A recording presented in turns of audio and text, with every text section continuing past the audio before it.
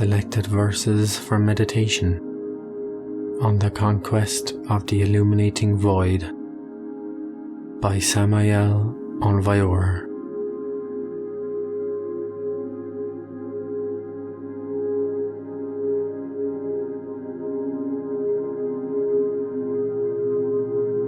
In the ancient Greek city of Delphi, a sacred inscription was found carved upon the living stone of the solemn threshold of a temple.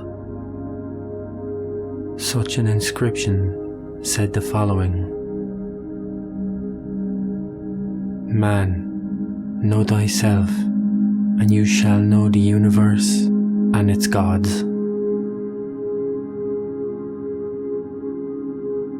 This sacred motto of ancient Greek hierophants is the fundamental chief cornerstone, the head of the cornerstone of the transcendental science of meditation. Indeed, if we honestly want to establish the basis for correct meditation, then it is necessary to comprehend ourselves in all the levels of our mind. Yes, to establish the correct basis for meditation implies in fact to be free of ambition, egotism, fear, hate, the craving for psychic powers, eagerness for results, etc. Thus, undoubtedly, it is clear that after this basic chief cornerstone of meditation is established in the mind, it remains in quietude and within a profound and imposing silence.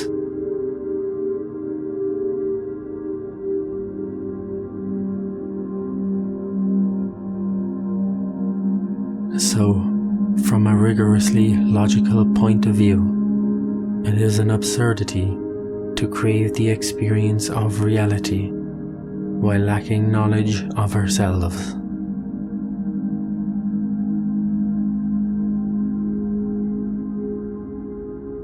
It is essential to integrally comprehend every problem in all the levels of the mind, as each desire, each memory, each psychological defect sequentially emerges within the mind.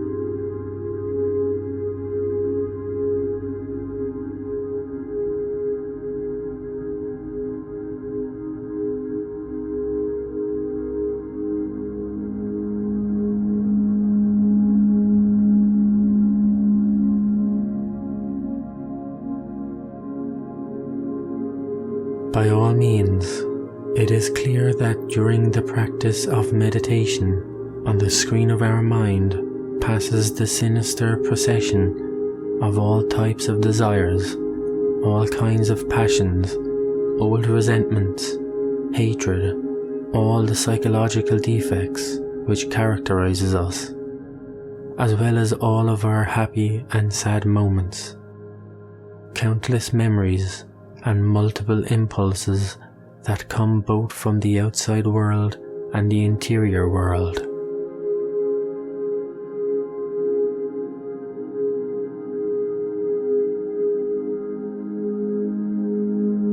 Indeed, those who want to establish within their mind the fundamental chief cornerstone of meditation must focus their entire attention on the positive and negative values of their understanding, and to comprehend them in an integral manner, not merely in the intellectual level, but also in all of the subconscious, infraconscious, and unconscious levels of their mind.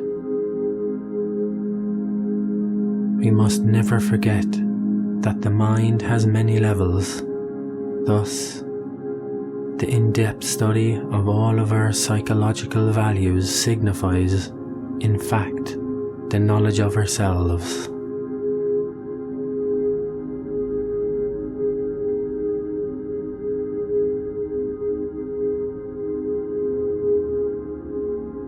the screen of our mind.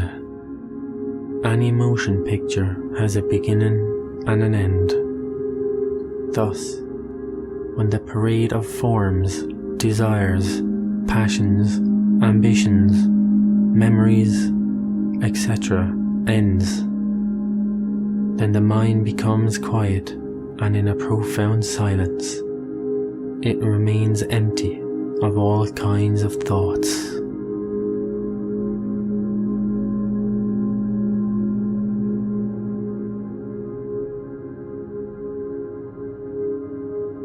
Contemporary students of psychology need to experience the illuminating void, shunyata, the emptiness. The eruption of the void within our own mind allows us to experience, feel, and undergo an element that transforms us. Such an element is reality.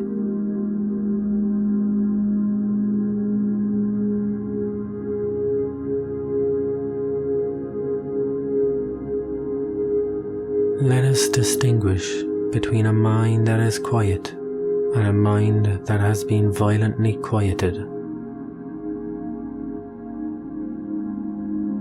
Let us distinguish between a mind that is silent and a mind that has been forcibly silenced.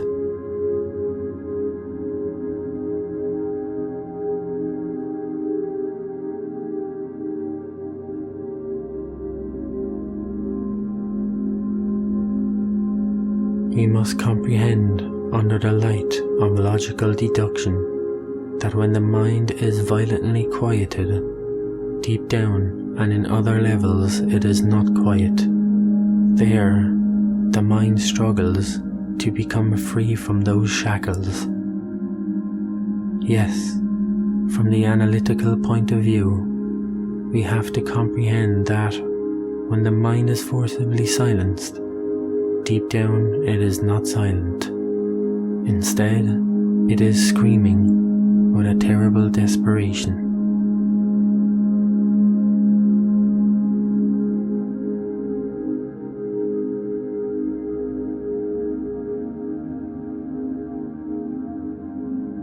The true quietude and natural and spontaneous silence of the mind arrives to us as a grace, as a bliss, when the process of the intimate, filmed image of our own existence ceases its projection on the marvelous screen of the intellect.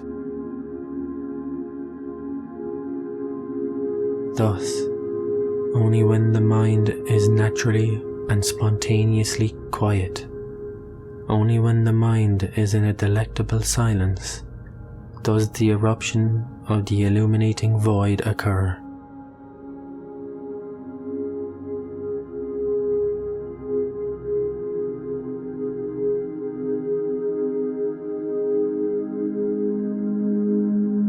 It is not easy to explain the void, since it is indefinable or indescribable.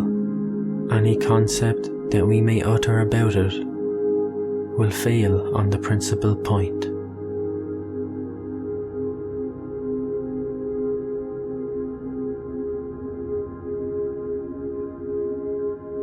The void cannot be described or expressed in words. Due to the fact that human language has been created mainly to designate the existence of objects, thoughts, and feelings, it is not suitable for describing in a clear and specific manner the non-existence of objects, phenomena, and feelings.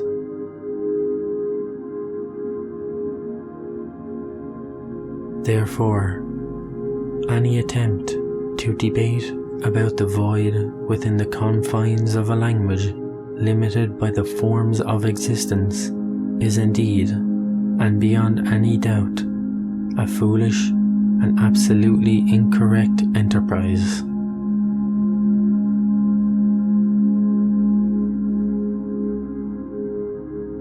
The emptiness is non-existence.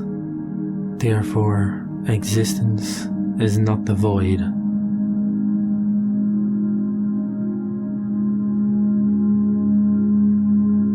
The form does not differ from the emptiness, and the emptiness does not differ from the form.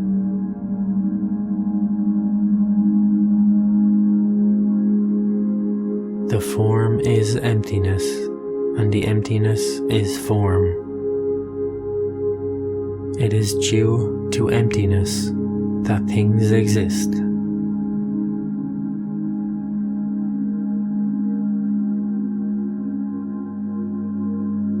Emptiness and existence complement each other and do not oppose each other.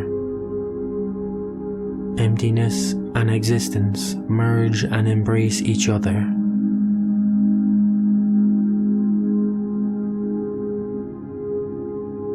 When the beings of normal sensitivity see an object, they only see its existent aspect.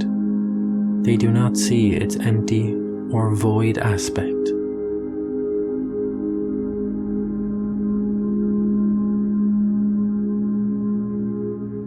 Every enlightened being can simultaneously see the existent and void aspect of anything.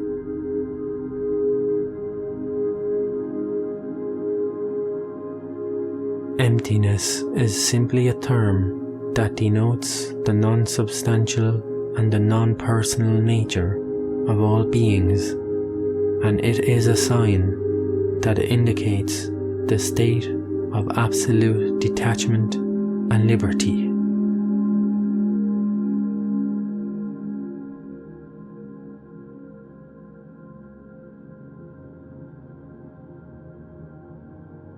To arrive at the experience of reality is only possible when all thoughts have ceased.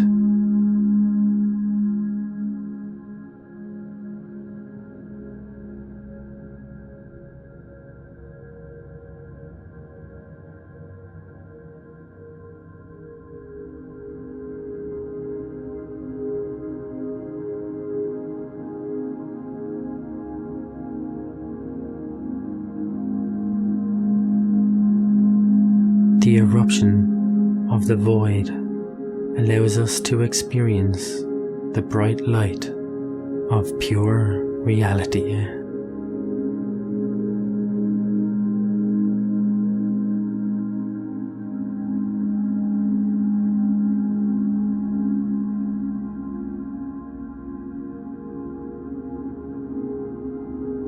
That ever-present knowledge, which in the reality is empty, without characteristics or color, devoid of condition, is the true reality, the universal compassion.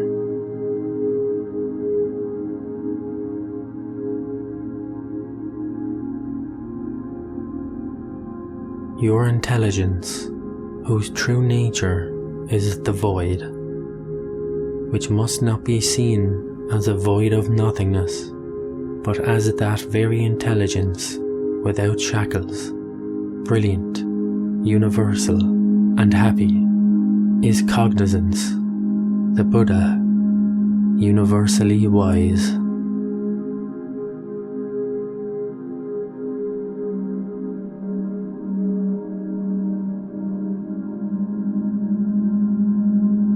Your own empty cognizance and that brilliant and joyful intelligence are inseparable. Their union forms the Dharmakaya, the state of perfect illumination.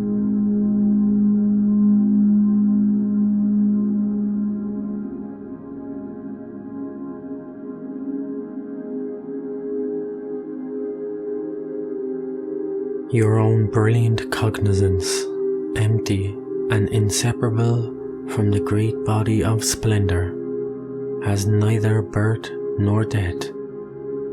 It is the immutable light, the Amitabha Buddha.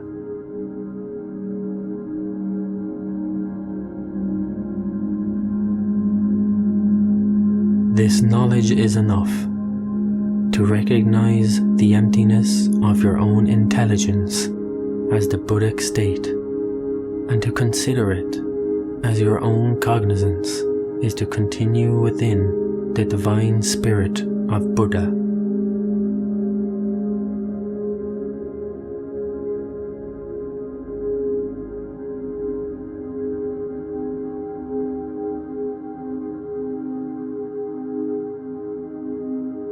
Consequently, keep your intellect from becoming distracted during meditation, and even forget that you are in meditation. Yes, do not think that you are meditating, because when you think you are meditating, this thought is enough to disturb the meditation itself. Thus, this is how your mind must become empty in order to experience the great reality.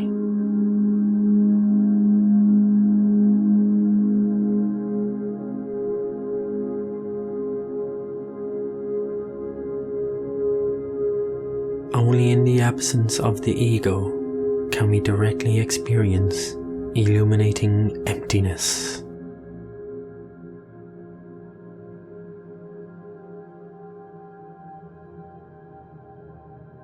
Defying the mind is an absurdity, because it is in itself only a fatal prison for the consciousness.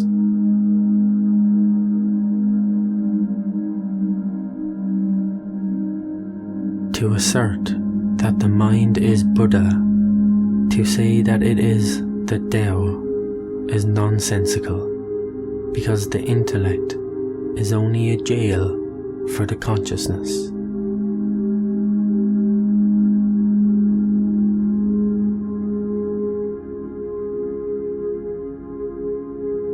The mystical experience of the illuminating void is always attained outside the intellectual field.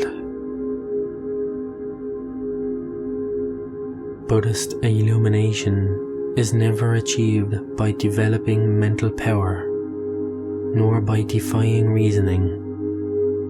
On the contrary, it is attained by breaking any ties which attach us to the mind. Only by liberating ourselves from the intellectual jail can we experience the happiness of the illuminating void, free and entirely insubstantial.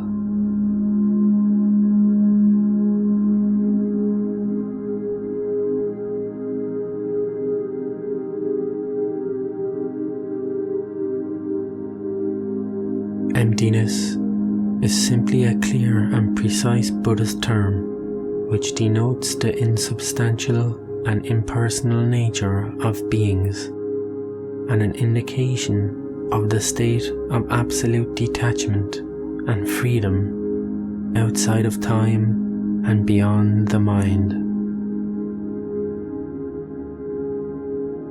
Drink the wine of meditation in the delightful cup of perfect concentration.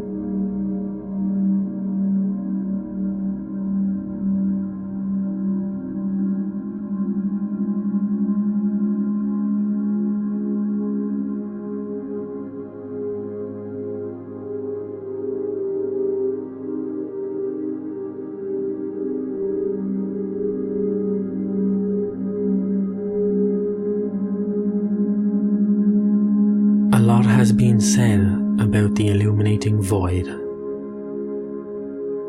We will, of course, be able to experience it, and in this emptiness we will discover the laws of nature.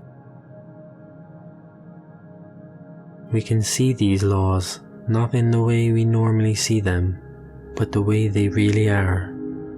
In this physical world, we can see figures from outside, but can we see them as they really are within, or from the sides?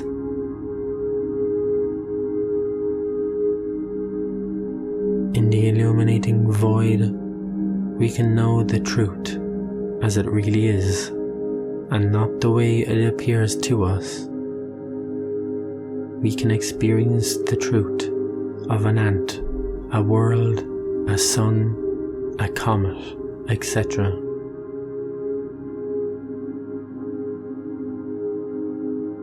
The essence submerged in the illuminating void perceives with its spatial sense everything that was, is, and will be. Her radiations will reach the personality and the mind. It is interesting to know that while the essence is submerged in the illuminating void, it experiences reality. The emotional and motor centers will integrate with the intellectual center, and the receptive mind will capture the information received by the essence. For that reason, the information is accumulated in the intellectual center. Thus, we do not lose it when the essence comes out of the illuminating void and penetrates the personality.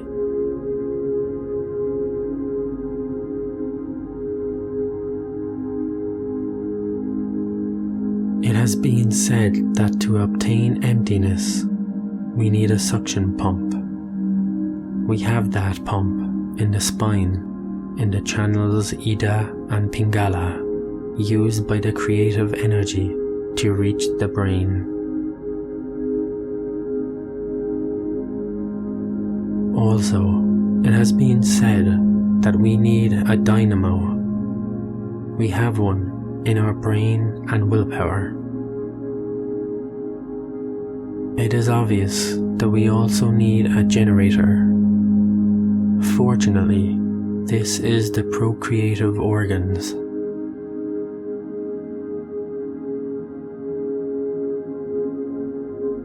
Having the system and elements, we can reach the luminous emptiness. The pump, the dynamo, and the generator are the elements we need to reach the illuminating void in our meditations. Only through the illuminating void can we know reality, but it is necessary that the essence penetrates the absolute emptiness.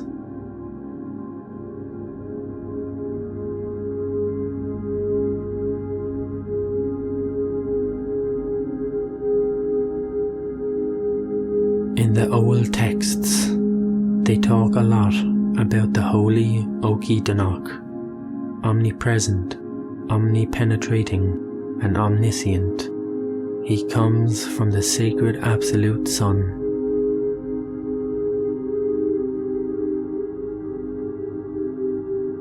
How can we know truly the holy Oki-Danok if we cannot penetrate the luminous emptiness?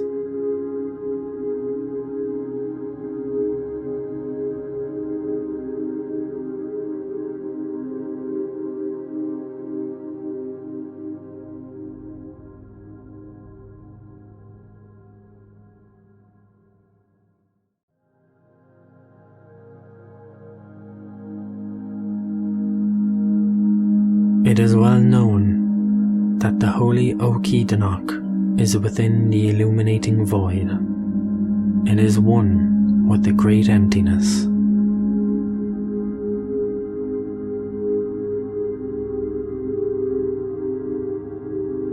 When you are in ecstasy, you surpass personality. When you are inside of the luminous void and experience the reality of the holy Oki-Danok, you are one with the leaves, the water. You live within everything that exists. The only thing you need is courage, so you do not lose the ecstasy. Because when one feels that one is diluted in everything and feels that one is everything, one experiences the fear of annihilation.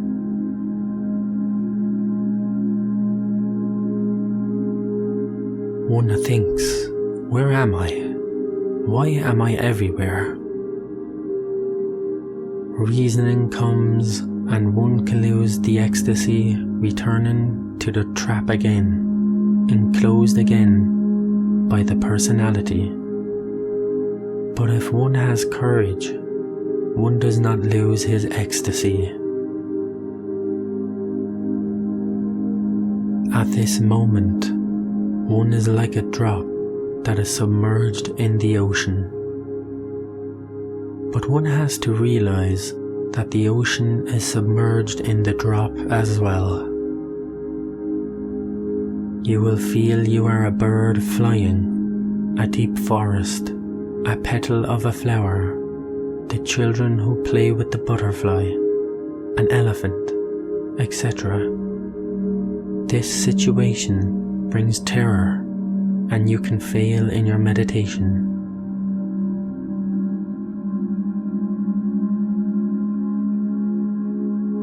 It is indeed in the sacred absolute sun where one comes to know the final truth. In the sacred absolute sun, there is no time. There, the time factor has no existence. There, the universe is all one, and the phenomena of nature take place beyond time.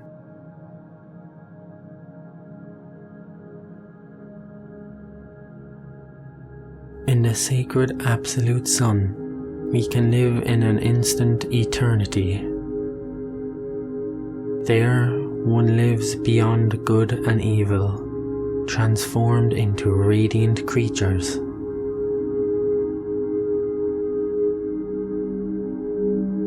Therefore, once one has experienced truth, he cannot be like those whose lives are based on creed. There, one experiences the urgent necessity of working in the innermost self-realization of one's being, here and now.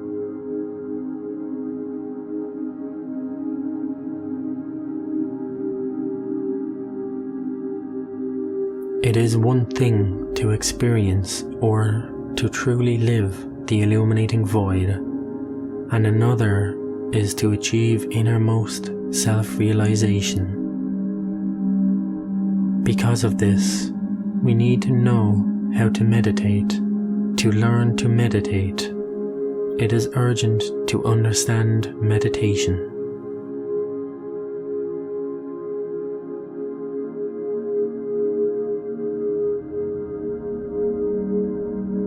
I hope that you listeners will understand this, that you will practice meditation, so one day you will be able to liberate the essence and experience the truth by yourselves. The one who is able to liberate the essence and to enter the illuminating void will be distinct. He will no longer be like others. For this, you need a special course. Such persons will be different, ready to fight up to the maximum, with their only purpose being to realize here and now the illuminating void.